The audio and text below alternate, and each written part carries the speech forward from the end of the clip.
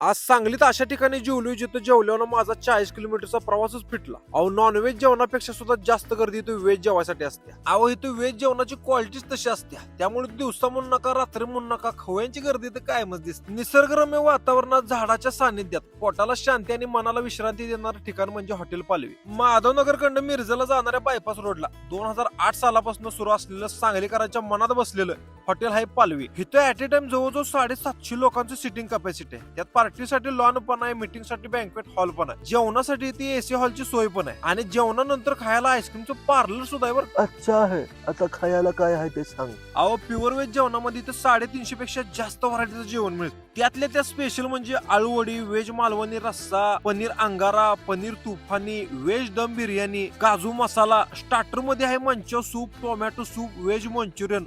माणूस खाऊन दमल पण व्हरायटी काय संपायच्या नाहीत. लय काय काय आहे. खास काय तर वेगळं ट्राय करून बघायचं म्हणून टोमॅटो सूप पिऊन बघितलं. काय क्वालिटी आहे सांगतो तुम्हाला, जबरदस्त. आळूवडी पण खाल्ली, ती पण एकदम घरच्या सारखी लागली. जास्त काय खायला नको म्हटलं म्हणून इथला काजू मसाला खाल्ला, जिभाला एकदम चटकच लागली. म्हणून खाऊन बघूया म्हटलं इथलं पनीर तुफानी. जेव्हा खाल्ली पनीर तुफानी मी 2 बोटाने, तेव्हा जिभो मात्र ह्याची राहिली निशाणी.